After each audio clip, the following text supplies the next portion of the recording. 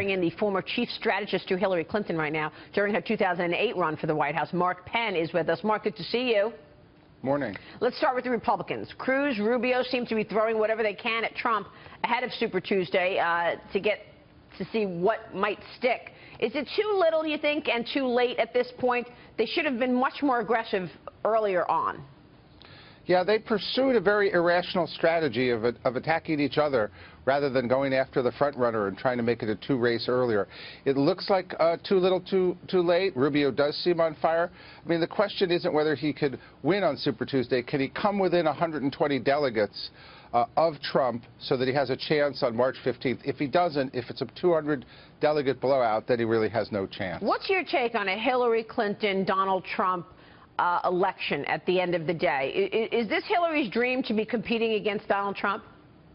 Well, I think when you think about it, Hillary Clinton is fully vetted. I think they've thrown everything at Hillary you ever can, and she's standing strong. Donald Trump is new, and I think people are just learning about him, and I think he's got much greater vulnerabilities. I've said all along, look, I think if it's Trump, Hillary Clinton, I think Hillary Clinton will win decisively, and it will bring the country together around a lot of themes that Donald Trump is trying to divide the country around. Well, two things. I don't think she's standing strong, and I don't know that she would bring the country together. I think that's debatable, but go ahead, Michael. Well, Mark, along those lines, let's assume that Super Tuesday goes according to script and Hillary wins an overwhelming victory. Does she now start pivoting towards the national race?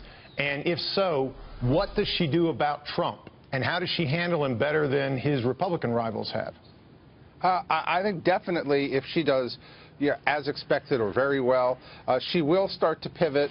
She will start to pivot, I think, both with a stronger vision about where she wants to take the country. And I think that the notion of characterizing Trump early, the way Romney was characterized early, I think has got to be there, because if there's one thing you learn about phenomenon in politics, once they're out of the bag, they're very hard to stop. And Donald Trump is now out of the bag. Yeah, good point. But what do you characterize him as that hasn't already been done? In other words, nothing has seemed, no matter what he says, it doesn't seem to hurt him. What do you think she can do that will stick better than the things that have already been done or that he's done to himself? Oh, I don't really think anything has really been tried consistently with Donald Trump. What is the frame? I think Rubio has set out the notion, that you can't trust him. After all, Hillary neutralizes the trust issue between them. There's no question who's more qualified to be president, who's better to be commander-in-chief.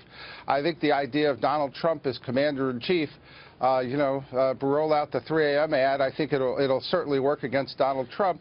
And I think the question is, where does he really stand on domestic policies? I think Rubio is being effective. He was just way too late. We got to get your take on this soundbite, because Trump is taking a lot of heat for the David Duke endorsement. He did dismiss it, though, on Friday. Listen to this, Mark. I didn't even know he endorsed me. David Duke endorsed me? Okay. All right. I disavow. Okay? Was that enough? Because then it looked like he came back and he was sort of, just cloudy on it 2 days later. So what was that all about? What was fascinating was you saw Donald Trump now acting like a little bit like a candidate, where he stepped in it and then he pulled it back. But it is too late. I mean, he really stands for exacerbating some divisions in the country, and I think post the primaries, I think that Hillary Clinton will stand for bringing the country together, and I think Donald Trump will not. And I think it's a country that wants to be brought together. Do you run the risk, though, Mark, of not having good voter turnout come November because of the negatives against both the candidates? These two candidates, Hillary Clinton and Donald Trump, have the worst favorability ratings of anybody. They do now, but these ratings tend to change, I think, particularly as people gather support. And remember, the Democratic Party's been somewhat divided. I think it's now being united. The Republican Party is now a house divided against itself. There are large numbers of elected officials in the Republican Party who won't support Trump under any circumstances. All right, here's David Webb. But, Mark, and good to see you again, when it comes to divided, and you're right, the Republicans are having a public battle, obviously establishment versus new. The Democrats also have a divided House. You have the resignation of a DNC executive to go support Bernie Sanders. And you have Hillary, who's running by, kind of amalgamating groups around the country. Women, minorities, playing the black card, if you want to call it that.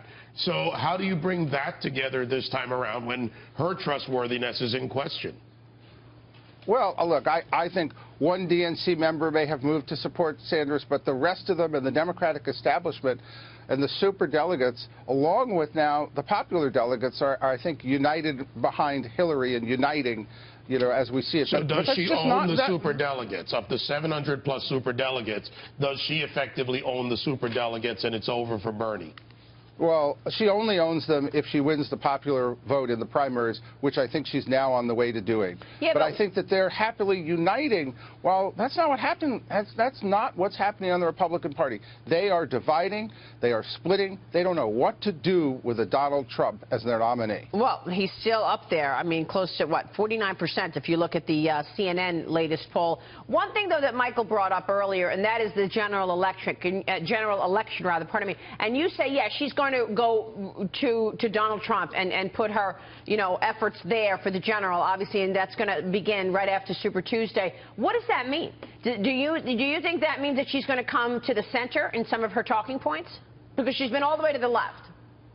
Well, look, I think primaries tend to run more right and more left, but there are a lot of issues, I think, for the economy, the budget, you know, educational plans, a lot of issues, I think, that will come out that will by necessity bring her closer to the center, just because every Democratic nominee post the primaries, I think, gets to talk about a new set of issues that have been left out. And I think Donald Trump will try to move somewhere to the center. I think you're going to see the other third of the electorate that's been left out now be talked to by both of these candidates. All right, we'll leave it there. Mark, good to see you. Thanks so much. Appreciate your time this morning, Mark Penn.